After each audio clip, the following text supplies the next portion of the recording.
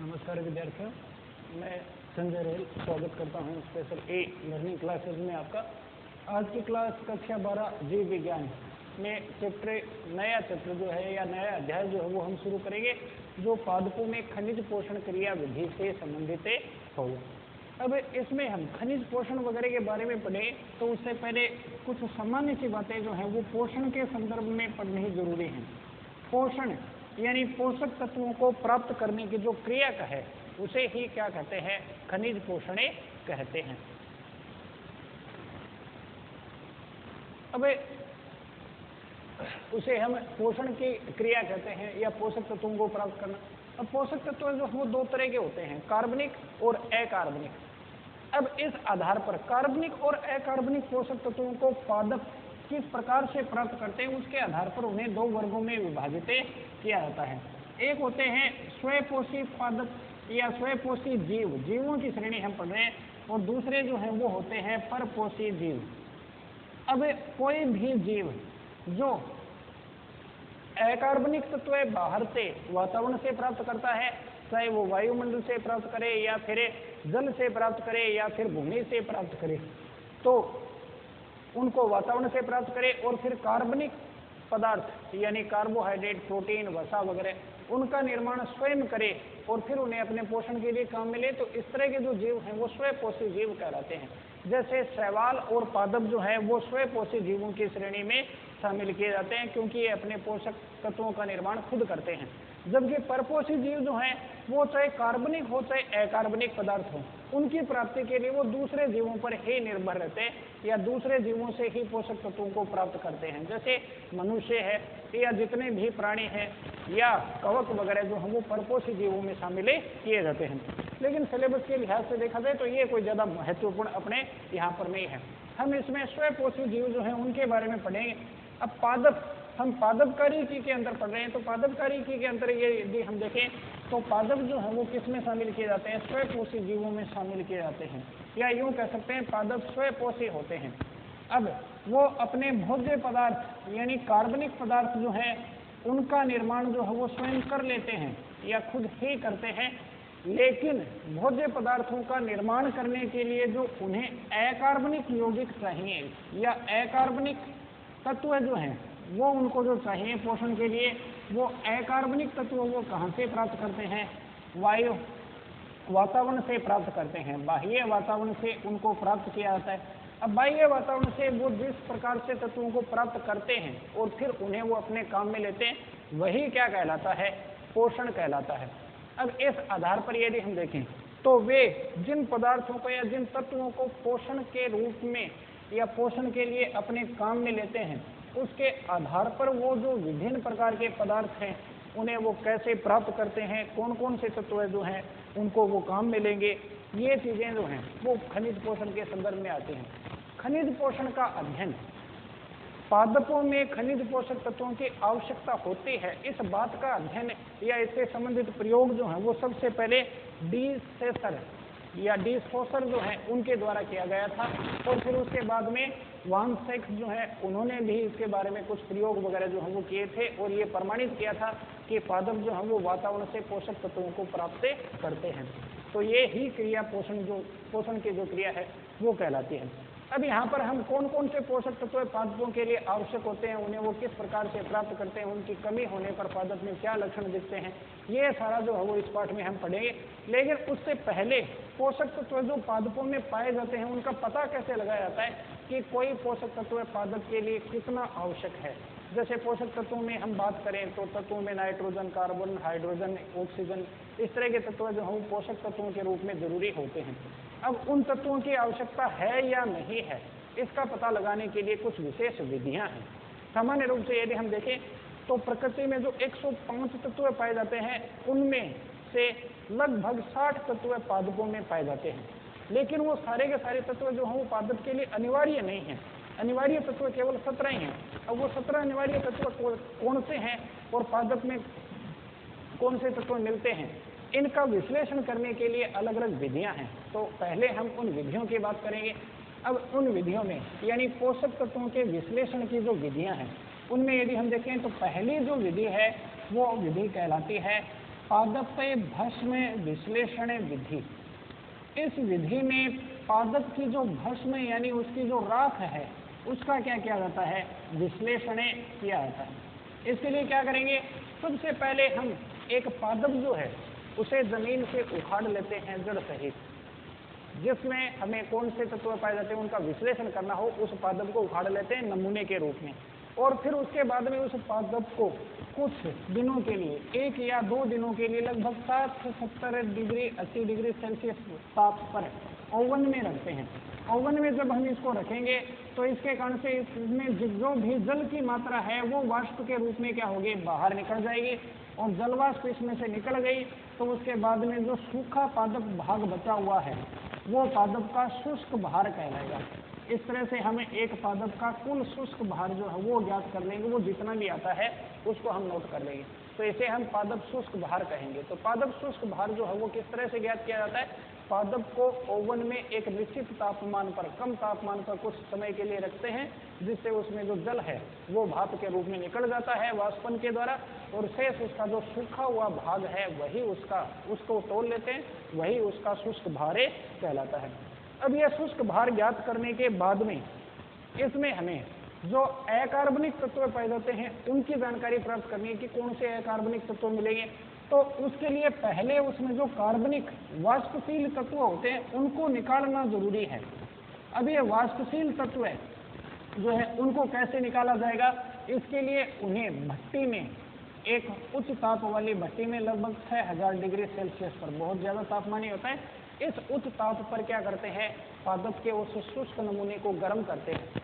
इतने उच्च ताप पर जब हम पादप के शुष्क नमूने को या शुष्क भार को गर्म करेंगे तो उसमें जो भी वाष्पशील तत्व पाए जाते हैं वो विभिन्न गैसों के रूप में, विभिन्न गैसें जैसे कार्बन डाइऑक्साइड है, अमोनिया है, ऑक्सीजन है, इन गैसों के रूप में क्या होंगे, वो बाहर निकल जाएंगे।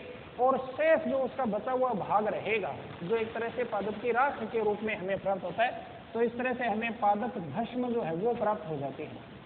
अब इस पादप भस्म में केवल अवाष्पशील तत्व उपस्थित हैं। उन अवाष्पशील तत्वों का, जैसे केमिस्ट्री में हम एनालिसिस करते हैं या विश्लेषण करते हैं विभिन्न तत्वों का, उसी तकनीक के द्वारा, रसायनों के द्वारा उनका विश्लेषण कर लिया जाता है। तो पादप भस्म में उपस्थित अवाष्पशील तत्वों का विश्लेषण करते हैं और उसके द्वारा हमें यह जानकारी मिल जाती है कि पादप में कौन से उपस्थित तत्व हैं। तो पादप में उपस्थित तत्वों की जानकारी जो है वो किससे प्राप्त होती है, पादप भस्म विश्लेषण विधि से प्राप्त होती है। लेकिन इसमें केवल तत्वों की जानकारी प्राप्त होगी, वो सभी तत्व जो उस पादप में हमें मिले या उस पादप भस्म के द्वारा हमने जो उसमें विश्लेषण किया वो उस पादप के लिए आवश्यक तत्व है या नहीं, उनका निर्धारण नहीं कर सकते हैं। तो ये इसकी कमी है, यानी पादप के लिए उस पोषक तत्व की आवश्यकता का निर्धारण जो है वो इस विधि के द्वारा नहीं किया जा सकता, केवल तत्वों की उपस्थिति का ही विश्लेषण किया जा सकता है। आवश्यकता का निर्धारण जो है वो करने के लिए एक दूसरी विधि जो है वो काम में ली जाती है, जिसे बालू संवर्धन विधि कहते हैं। इसमें पादप को बालू रेत में उगाया जाता है या बालू मिट्टी जो होती है उसके अंदर उगाते हैं। पादप को जिस बालू में उगाएंगे वो बालू जो है वो पहले पूरी तरह से अक्रियाशील प्रकार के होने चाहिए। तो इसके लिए सबसे पहले बालू रेत को HCl से उपचारित करते हैं। HCl से जब इसे उपचारित करेंगे तो ये पूरी तरह से स्टेराइल जो है वो हो जाती है या बंधे प्रकार की ये हो जाती है। अब ये बंधे प्रकार की यानी अनउपजाऊ मृदा जो HCl से साफ की गई है, इसको फिर क्या करते हैं, पानी, जल जो होता है उससे धोते हैं और जल से धोकर उसको क्या करते हैं, सुखा लेते हैं। अब इस सूखी बालू को एक स्थान पर रख देते हैं या अलग अलग पात्र जो होते हैं उनके अंदर रख दिया जाता है और उसमें विभिन्न पौधे जो हैं वो उगाए जाते हैं। जिन पौधों में हमें किसी पोषक तत्व की आवश्यकता का निर्धारण करना है कि कोई पोषक तत्व आवश्यक है या नहीं, उसका निर्धारण करना है। अब इनमें से कुछ पौधे जो हैं जो बालू में उगाए जाते हैं, उनको, इन पौधों को हम 2 भागों में विभाजित करते हैं। एक होते हैं नियंत्रित पादप। नियंत्रित पादप जो हैं वो कौन से पादप होंगे, जिनको बालू रेत में उगाते हैं तो उस बालू रेत में सभी पोषक तत्व जो हैं वो उपलब्ध करवाए जाते हैं। तो जितने भी पोषक तत्व एक पादप में पाए जाते हैं वो सब उपलब्ध करवाए जाते हैं। कैसे उपलब्ध करवाए जाएंगे, उस बालू रेत में पौधे की सिंचाई करते हैं तो उसमें पानी में हम साथ में क्या मिला देते हैं, विभिन्न प्रकार के लवण मिला देते हैं, जिन लवणों में सोडियम, पोटेशियम, मैग्नीशियम, आयरन, ये इस तरह के पोषक तत्व जो पादप के लिए माने जाते हैं कि आवश्यक हैं, वो सारे उसमें मिलाए जाते हैं। तो सभी पोषक तत्व उपलब्ध करवाए जाएं, ऐसे पादप नियंत्रित पादप हैं।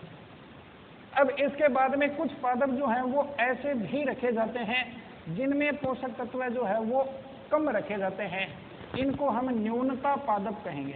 न्यूनता पादप वे होंगे जिनको एक विशेष पात्र में उगाया गया है, इसमें बालू रेत में पौधे को उगाते हैं तो उसमें जल के साथ में मिलाकर सभी आवश्यक पोषक तत्व उपलब्ध करवाते हैं, लेकिन कोई एक या दो पोषक तत्व जो है वो उसमें कम रख दिया जाता है। जैसे यहाँ पर अलग अलग पादप जो है वो उगाए, एक ए पात्र है, एक बी है, एक सी है। एक में हमने और सारे पोषक तत्व उपलब्ध करवा दिए लेकिन सोडियम नहीं दिया, एक में हमने पोटेशियम नहीं दिया और एक में हमने कैल्शियम नहीं दिया। अब इस स्थिति में फिर इस पादप में ये जो पादप उगेगा उस पादप में उत्पन्न होने वाले जो लक्षण हैं उनका अध्ययन किया जाता है। जैसे पात्र में सोडियम को एब्सेंट रखा है या सोडियम को अनुपस्थित रखा है, उस पात्र में यदि पौधा जो उगा है वो अपने सभी सामान्य लक्षण प्रदर्शित कर रहा है, तो इसका मतलब सोडियम की अनुपस्थिति का इस पर कोई प्रभाव नहीं पड़ता।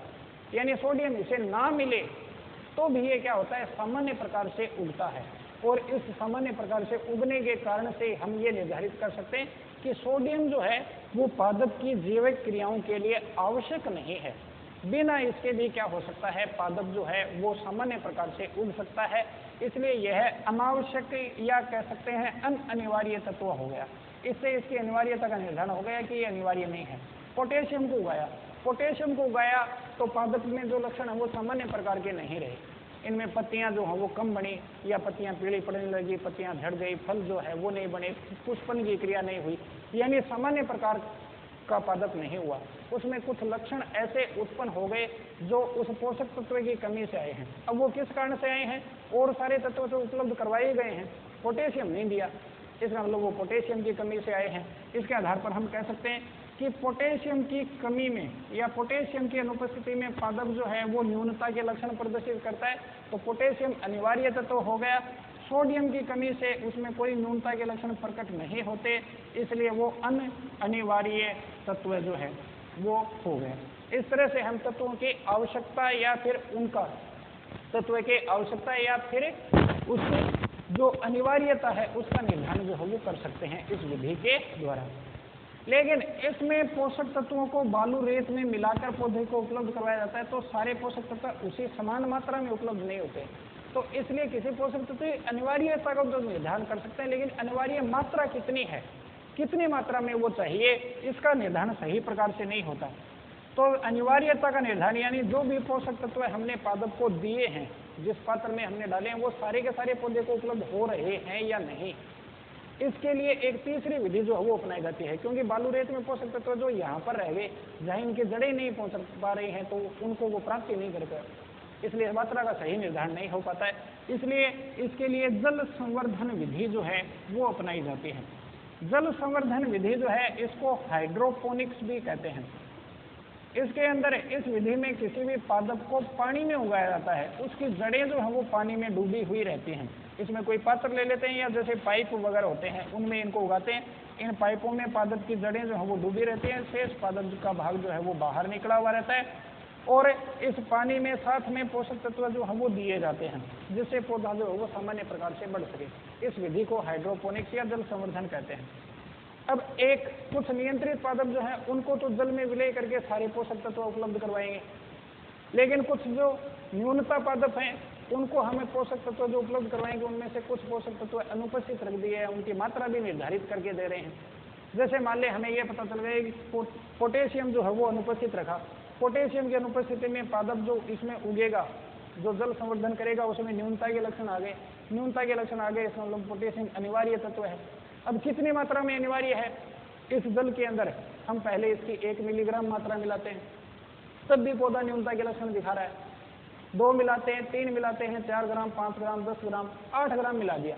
8 ग्राम मिलाने पर पादप में पोटेशियम की कमी के जो लक्षण थे वो गायब हो गए।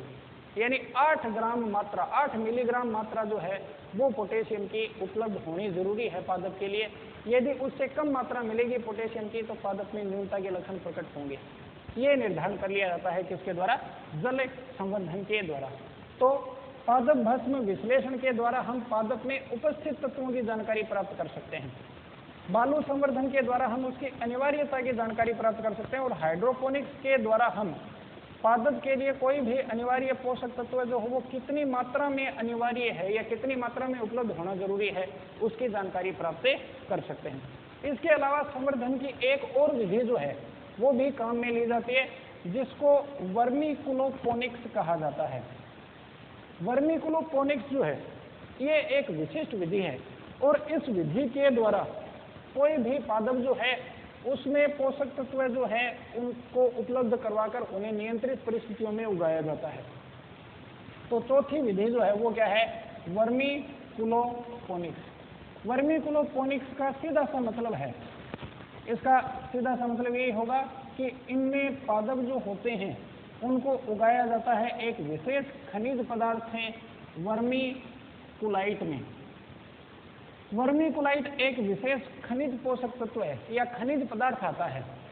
ये प्रकृति में सामान्य रूप से यदि देखा जाए तो प्रकृति में उदासीन अवस्था में मिलता है।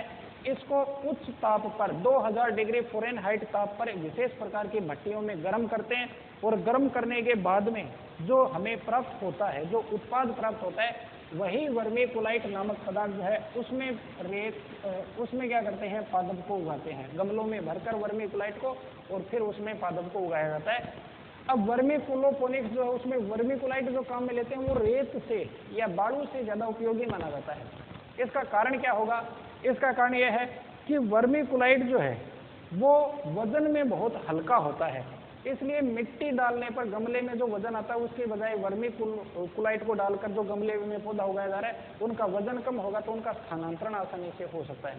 तो वर्मीकुलाइट का वजन कम होता है। दूसरा यह है एक उदासीन पदार्थ होता है। बालू फिर भी क्या करती है? जड़ों के साथ में क्रिया कर लेती है, इसमें सिलिका वगैरह जो है वो उपस्थित होती है, लेकिन वर्मीकुलाइट जो है वो पूरी तरह से उदासीन होता है, इसलिए संवर्धन में कोई बाधा उत्पन्न नहीं करेगा। इसके अलावा ये घास या खरपतवार और कीड़े वगैरह जो होते हैं, कीट वगैरह जो होते हैं, उनसे भी प्रभावित नहीं होता। इसके गुण वगैरह जो है वो नोट्स वगैरह में आपको नोट करवाए हुए हैं, उनको आप देख लेना। तो ये घास वगैरह से या कीटों से प्रभावित नहीं होगा। इसके अलावा इसको जल को अवशोषित करने की जो क्षमता है वो भी मिट्टी से ज़्यादा होती है बालू की तुलना में। बालू के द्वारा जल को अवशोषित करने की या जल धारण क्षमता बालू मिट्टी की कम होती है, इसकी जल धारण क्षमता जो है वर्मीकुलाइट की वो बालू से अधिक होती है। इसके अलावा इसका जो संगठन है वो भी ढीला होता है और ढीला ढाला संगठन होने के कारण से पादप की जड़ें जो है वो कठोर है। मिट्टी के अंदर जाने में जैसे बाधा उत्पन्न होती है वैसे बाधा उत्पन्न नहीं होगी, इसलिए वर्मीकुलोपोनिक्स में या वर्मीकुलाइट में जो पौधे उगाए जाते हैं वो आसानी से उग जाते हैं। तो ये इनका निर्धारण हो गया। इसके अलावा ये अपगठित भी नहीं होता है, जिसके कारण से ये अलग पदार्थों में विभाजित हो जाए। जिस रूप में या जिस संगठन में इसको हमने लिया है उसी संगठन में हमेशा ये बना रहता है। तो ये कुछ अनिवार्यता निर्धारण की जो विशिष्ट विधियां अपने सिलेबस में दे रखी हैं उनकी आप रीडिंग लगा लें और उनको विशेष रूप से ध्यान में रख लें। खासतौर से वर्मीकुलोपोनिक्स किसे कहते हैं और हाइड्रोपोनिक्स या जल संवर्धन किसे कहते हैं। सीधा सा है, पादप को केवल जल में उगाना या जल में पादप की जड़ें डुबोए रखकर उस पादप का संवर्धन करवाना, वो तो है जल संवर्धन। और वर्मीकुलाइट में उगाना, मिट्टी की जगह पादप को वर्मीकुलाइट में उगाना, वो कहलाता है वर्मीकुलोपोनिक्स। लेकिन अब इसके बाद में हम अनिवार्य पोषक तत्व जो हैं उनकी बात करते हैं। अब अनिवार्य पोषक तत्व जो पादप के लिए अनिवार्य होते हैं यानी वो अनिवार्यता दर्शाते हैं। अब जैसे नाइट्रोजन है, पोटेशियम है, कैल्शियम है, ये अनिवार्य पोषक तत्व माने जाते हैं, जबकि सोडियम जो है वो अनिवार्य पोषक तत्व नहीं माना जाता। अब उसका निर्धारण कैसे करेंगे कि कौन सा पोषक तत्व है? पादप में 60 पोषक तत्व मिलते हैं, 60 तत्व उसमें उपस्थित होते हैं, तो उनमें से अनिवार्य कौन सा है, अनिवार्य कौन सा नहीं है, इसका निर्धारण जो है वो किया जाता है विशेष तथ्यों के आधार पर, जिसमें 4 तथ्य जो हैं उनको ध्यान में रखा जाता है। एक अनिवार्य पोषक तत्व वह होगा जो पादप की वृद्धि और प्रजनन के लिए अनिवार्य है या आवश्यक है, और उसकी अनुपस्थिति में पादप जो है वो अपना सामान्य जीवन चक्र पूर्ण नहीं कर पाता। ऐसा पोषक तत्व अनिवार्य पोषक तत्व में शामिल किया जाता है। तो वृद्धि और प्रजनन के लिए आवश्यक हो, जिसकी अनुपस्थिति में जीवन चक्र जो है वो सही प्रकार से पूरा नहीं कर पाए, ये होगा। इसके अलावा दूसरा अनिवार्य पोषक तत्व जो है उसकी जो अनिवार्यता है वह विशिष्ट होती है। इसका मतलब ये कि उस पोषक तत्व की कमी यदि पादप में हो जाए तो कोई दूसरा तत्व उसकी कमी को पूरा नहीं कर सकता। जैसे सोडियम पादप में पाया जाता है और कुछ विशेष जैविक क्रियाओं में उसका उपयोग भी होता है या जैविक क्रियाओं में सोडियम भाग भी लेता है, लेकिन यदि सोडियम नहीं हो तो उसके स्थान पर पोटेशियम उसकी पूर्ति कर सकता है। तो इसका मतलब सोडियम की अनिवार्यता है वो विशिष्ट नहीं है, ना हो तो भी कोई दूसरा पोषक तत्व पूरी कर देगा। लेकिन पोटेशियम अनिवार्य पोषक तत्व इसलिए है क्योंकि पोटेशियम की कमी होने पर कोई दूसरा पोषक तत्व यदि हम उपलब्ध करवाएं तो भी उसकी पूर्ति नहीं हो पाती। ये विशिष्टता का गुण कहलाता है। तो अनिवार्यता जो है वो कैसी होनी चाहिए, विशिष्ट होनी चाहिए, तभी वो पोषक तत्व अनिवार्य पोषक तत्व माना जाएगा। और इसके अलावा तीसरा जो है वो गुण या अनिवार्यता निर्धारण का जो तथ्य है वो ये होगा कि वो तत्व पादप की उपापचयी क्रियाओं में प्रत्यक्ष रूप से भाग लेता हो। पादप कई उपापचयी क्रियाएं प्रदर्शित करता है, जैसे शोषण है, प्रकाश संश्लेषण है, वाष्पोत्सर्जन है, जल का अवशोषण वगैरह। उनके अंदर यदि वो सीधे सीधे भाग लेता है, पार्टिसिपेट कर रहा है, तो वो अनिवार्य पोषक तत्व है, नहीं तो वो अनिवार्य पोषक तत्व नहीं होगा। और चौथा जो निर्धारण है या निर्धारित करने का जो आधार है इसका वो ये होगा कि उस पोषक तत्व की अनुपस्थिति यदि पादप में हो तो उसके कारण से पादप जो है वो न्यूनता के लक्षण जो है वो प्रदर्शित करने लगता है। न्यूनता लक्षण का मतलब जैसे हमने नाइट्रोजन उपलब्ध नहीं करवाई, नाइट्रोजन अनिवार्य पोषक तत्व है मान लो, और वो नहीं मिला, तो पादप में उसकी कमी के कारण से कुछ विशेष लक्षण प्रकट होने लगते हैं, जिससे हमें ये पता लग जाएगा कि वो पोषक तत्व नहीं मिल रहा है, तो वो न्यूनता लक्षण कहलाते हैं। तो अनिवार्यता के निर्धारण के ये जो 4 तथ्य हैं, इनको विशेष रूप से जरूर ध्यान में रखोगे। वृद्धि और प्रजनन में प्रत्यक्ष रूप से भाग लेता हो और उसके अभाव में जीवन चक्र पूरा नहीं कर पाए पादप, उसकी अनिवार्यता विशिष्ट होती है जो किसी दूसरे तत्व के द्वारा पूरी नहीं हो सकती। वह उपापचयी क्रियाओं में प्रत्यक्ष रूप से भाग लेता है और उसकी अनुपस्थिति में पादप जो है वो न्यूनता के विशेष लक्षण जो है वो प्रदर्शित करने लगे। तो ऐसे पोषक तत्व को हम अनिवार्य पोषक तत्व में शामिल करें। तो ये अनिवार्यता निर्धारण के जो आधार हैं वो हो गए। इसके बाद में हम इसेंशियल एलिमेंट या अनिवार्य तत्व जो है उनकी बात करते हैं। अब यहाँ पर इनको वैसे नोट्स वगैरह में आपको लिखाया है, लेकिन एक रेखा चित्र जो है उसके माध्यम से जो है वो उनको ध्यान में रख लें, कौन से पोषक तत्व अनिवार्य हैं और वो किस प्रकार से निर्धारित किए जाते हैं। सामान्य रूप से यदि देखा जाए तो जितने भी पोषक तत्व पादप में पाए जाते हैं उनमें से केवल 17 पोषक तत्व जो है वो अनिवार्य तत्व माने जाते हैं। अब ये अनिवार्य तत्व जो है वो मुख्य रूप से 2 प्रकार के होते हैं। एक होते हैं एक खनिज अनिवार्य पोषक तत्व और दूसरे खनिज अनिवार्य पोषक तत्व है। अखनिज तत्व वे तत्व जो मृदा से प्राप्त नहीं होते। खनिज शब्द का सीधा सा मतलब होता है भूमि से प्राप्त होने वाला। जो तत्व पादप को जमीन से या मिट्टी से प्राप्त हो वो तो होंगे खनिज पोषक तत्व, और जो खनिज से नहीं या जमीन से प्राप्त नहीं हो, हवा या पानी से प्राप्त हो, वो कहलाएंगे अखनिज पोषक तत्व है। इन 17 में से 3 तत्व है, कार्बन, हाइड्रोजन और ऑक्सीजन जो है वो क्या है, अखनिज पोषक तत्व है। इनमें से कार्बन और हाइड्रोजन जो है, कार्बन और ऑक्सीजन ये पादप प्राप्त करता है वायुमंडल से कार्बन डाइऑक्साइड के रूप में, और हाइड्रोजन की प्राप्ति होती है जल के द्वारा। तो ये या तो वायुमंडल से या जल से प्राप्त हो जाते हैं, इसलिए जमीन से इन्हें ग्रहण नहीं किया जाता या मिट्टी से ये प्राप्त नहीं करते पादप, इसलिए अखनिज पोषक तत्व में शामिल किए जाते हैं। अब बचे हुए जो 14 पोषक तत्व हैं वो जो है वो खनिज अनिवार्य पोषक तत्व हैं, जो कहाँ से प्राप्त होते हैं, भूमि से प्राप्त होते हैं या मृदा से प्राप्त करता है पादप इनको। अब ये भी 2 प्रकार के होते हैं। इनका जो आगे विभाजन किया जाता है वो है इनकी आवश्यक मात्रा के आधार पर। कितनी मात्रा में ये आवश्यक है उसके आधार पर अधिक मात्रा में इनकी आवश्यकता पड़ती है तो ये कहलाते हैं वृहत मात्रिके पोषक तत्व, और यदि कम मात्रा में चाहिए तो वो कहलाते हैं सूक्ष्म मात्रिक पोषक तत्व। अब वृहत मात्रिक या सूक्ष्म मात्रा ज्यादा चाहिए या कम चाहिए उसका निर्धारण कैसे करेंगे? उसका एक निर्धारित पैमाना होता है। 1 से 10 मिलीग्राम यदि प्रत्येक मिट्टी का वजन जो है वो 10 ग्राम हो, उसमें इन पोषक तत्वों की मात्रा 1 से 10 मिलीग्राम होनी जरूरी है तो वो वृहत मात्रिक पोषक तत्व हैं। और यदि 1 मिलीग्राम से कम मात्रा आवश्यक है, लेस देन 1 मिलीग्राम पर ग्राम शुष्क भार में, पादप के कुल शुष्क भार में उस पोषक तत्व की मात्रा यदि 1 से 10 मिलीग्राम हो तो वो कहलाता है वृहत मात्रिक पोषक तत्व।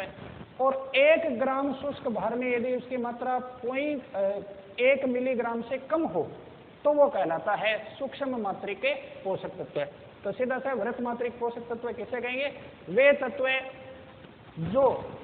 जिनकी मात्रा पादप के 1 ग्राम शुष्क भार में 1 से 10 मिलीग्राम के मध्य होती है, और वे पोषक तत्व जो जिनकी पादप के शुष्क भार में कुल मात्रा 1 मिलीग्राम से कम होती है वो सूक्ष्म मात्रिक पोषक तत्व कहलाते हैं। इन 14 में से 6 जो हैं वो वृहत मात्रिक पोषक तत्व हैं। हालांकि वृहत मात्रिक पोषक तत्वों की संख्या कई बार 9 भी मिलती है, कारण ये 6 जो हम पढ़ेंगे वो तो है ही, इसके अलावा ये 3 जो है वो भी वृहत मात्रिक पोषक तत्व हैं, लेकिन ये खनिज नहीं है, अखनिज पोषक तत्व है, इसलिए इनको हमने अलग रखा है। खनिज पोषक तत्वों में से 6 जो हैं वो वृहत मात्रिक पोषक तत्व होते हैं, और शेष जो बचे हुए 8 हैं वो सूक्ष्म मात्रिक पोषक तत्व होते हैं। अब ये वृहत मात्रिक पोषक तत्व जो 6 हैं वो है नाइट्रोजन,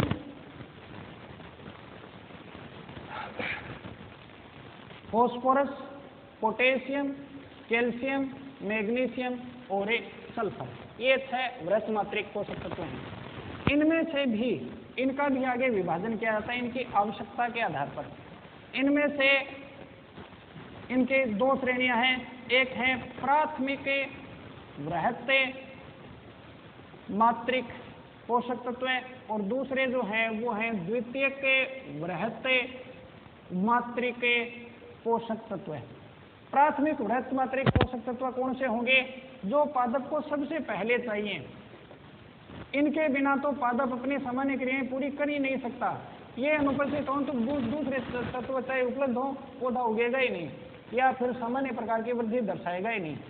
इसलिए इनको क्रांतिक और वृहत मात्रिक पोषक तत्व भी कहा जाता है, या इनको क्रांतिक तत्व भी कहते हैं, क्योंकि पादप सबसे पहले इन्हीं का अवशोषण करता है। इसलिए मिट्टी में या मृदा में सबसे पहले मात्रा भी इन्हीं की कम होती है, तो इनकी उपस्थिति जो है वो पादप को सबसे पहले प्रभावित करती है। इसलिए प्राथमिक वृहत मात्रिक तत्व या क्रांतिक तत्व कहलाते हैं, जबकि ये द्वितीयक तत्व हैं। इन 6 में से 3 NPK, नाइट्रोजन, फॉस्फोरस और पोटेशियम जो है वो प्राथमिक वृहत मात्रिक पोषक तत्व हैं, जबकि कैल्शियम, मैग्नीशियम और सल्फर ये द्वितीयक वृहत मात्रिक पोषक तत्व कहलाते हैं। तो 6 में से 2 जो हैं वो इनके हो गए। इनको एक फ्लो चार्ट के रूप में ध्यान में रख लेना। सूक्ष्म मात्रिक पोषक तत्व जो हैं वो कुल मिलाकर 8 हैं। ये 8 सूक्ष्म मात्रिक पोषक तत्व कौन से हैं? आयरन, बोरॉन, इसके अलावा copper, manganese, zinc, molybdenum, chlorine और निकल। ये 8 तत्व जो है वो सूक्ष्म मात्रिक पोषक तत्व हैं। हालांकि इसमें से आयरन और बोरोन ये जो 2 तत्व हैं इनको इंटरमीडिएट एलिमेंट भी कहा जाता है, इनको माध्यमिक तत्व भी माना जाता है। कई बार कुछ पादपों के लिए ज्यादा मात्रा में भी आवश्यक है, या कुछ पादपों के लिए इनकी आवश्यक मात्रा 1 मिलीग्राम से ज्यादा भी होती है, और 1 मिलीग्राम से ज्यादा होने पर यह सूक्ष्म मात्रिक की बजाय वृहत मात्रिक में आ जाते हैं। लेकिन अधिकांश पादपों में ये सूक्ष्म मात्रिक पोषक तत्वों की तरह से ही अनिवार्य होते हैं। तो इस आधार पर मुख्य रूप से आपको इन्हीं में ध्यान में रखना है कि 8 जो हैं वो सूक्ष्म मात्रिक पोषक तत्व हैं। तो कौन से पोषक तत्व पादप के लिए अनिवार्य हैं? कुल मिलाकर कितने? 17। उसमें से दो प्रकार इनके मिलते हैं, एक अखनिज पोषक तत्व, एक खनिज पोषक तत्व है। अखनिज पोषक तत्व है जिन्हें पादप मृदा या फिर जल से प्राप्त करता है। खनिज पोषक तत्व है जो भूमि से प्राप्त होते हैं। ये दो प्रकार के हैं, वृत्त मात्रिक और सूक्ष्म मात्रिक। जिनकी आवश्यक मात्रा 1 से 10 मिलीग्राम के बीच में हो वो वृत्त मात्रिक है, जिनकी आवश्यक मात्रा 1 मिलीग्राम से कम हो वो सूक्ष्म मात्रिक पोषक तत्व होते हैं। वृत्त मात्रिक पोषक तत्व भी दो प्रकार के, एक जो सबसे पहले आवश्यक हो पादप के लिए वो प्राथमिक, और जो बाद में जरूरत पड़े जिनकी वो है द्वितीयक। इनमें से नाइट्रोजन, फास्फोरस और पोटेशियम, इनको विशेष रूप से जरूर से ध्यान में रख लें, ये प्राथमिक वृत्त मात्रिक पोषक तत्व हैं और इनका अवशोषण पादप सबसे पहले करता है, इसलिए मिट्टी में सामान्यतः कमी भी नहीं की आती है, इसलिए इनको क्रांतिक तत्व भी कहते हैं। और द्वितीयक वृत्त मात्रिक तत्व जो है वो है कैल्शियम, मैग्नीशियम और सल्फर। अब इसके बाद में एक तत्वों का और निर्धारण जो है वो आता है। तत्वों के अलग अलग प्रकार जो हैं वो है उनकी आवश्यकता के आधार पर या फिर कह सकते हैं उनकी भूमिका के आधार पर, वो पोषक तत्व क्या भूमिका निभाते हैं उसके आधार पर भी उनके प्रकार जो है वो शामिल किए जाते हैं या उसकी 4 श्रेणियों में विभाजित किया जाता है। 4 प्रकार मिलते हैं अनिवार्य पोषक तत्वों के। एक पहली जो श्रेणी होगी वो होगी संरचनात्मक पोषक तत्वों की। ऐसे पोषक तत्व जो पादप में पाए जाने वाले बड़े कार्बनिक पदार्थ जो उसके शरीर के निर्माण में भाग लेते हैं, जो उसको बनाते हैं, उसके घटक होते हैं। जैसे पादप शरीर जो वो बना होता है कार्बोहाइड्रेट, प्रोटीन, वसा, डीएनए, आरएनए, इनसे बना होता है। इनका निर्माण करने वाले जो पोषक तत्व है वो कहलाएंगे संरचनात्मक पोषक तत्व। दूसरी श्रेणी जो है इसमें शामिल किया जाएगा नाइट्रोजन है, फास्फोरस है, ये सारे। जैसे नाइट्रोजन डीएनए का भी घटक होता है, प्रोटीन का भी घटक होता है, कार्बन, हाइड्रोजन, ऑक्सीजन, ये तो सब में शामिल किए ही जाते हैं।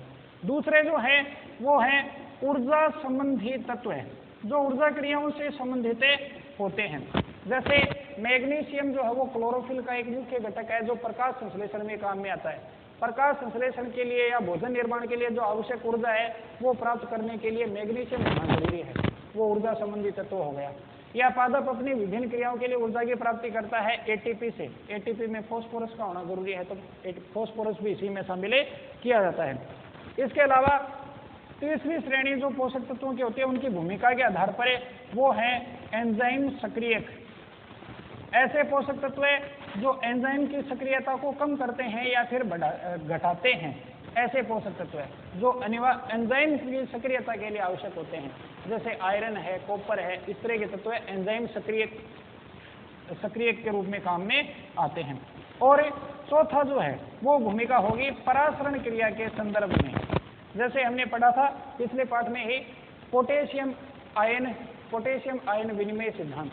तो पोटेशियम जो है वो द्वार कोशिकाओं में प्रवेश करता है, तो उसके कारण से द्वार कोशिकाएं स्थित अवस्था में आती हैं, रंध्र खुलते हैं, यानी उनके अंदर वो भूमिका निभाता है। तो परासरण क्रिया संबंधी आवश्यक या अनिवार्य पोषक तत्व वो चौथी श्रेणी शामिल किए जाएंगे। तो इस तरह से हमने इस पाठ में अभी तक कोई भी पोषक तत्व मृदा से जो पादप को प्राप्त होता है वो कौन सा होता है, उसकी कितनी मात्रा चाहिए, उसका अनिवार्यता का निर्धारण करने की विधियां और फिर अनिवार्य तत्वों का ये जो वर्गीकरण है वो आज हमने इस क्लास में पढ़ा। इसके बाद में जो पोषक तत्व अनिवार्य हैं, nitrogen, phosphorus, potassium, calcium, magnesium, ये क्या काम में आते हैं, ये कौन से पदार्थों के घटक होते हैं, इनकी कमी से पादप में क्या प्रभाव उत्पन्न होते हैं, इनको हम कल की क्लास में पढ़ेंगे। तो आज की क्लास के लिए इतना ही, धन्यवाद।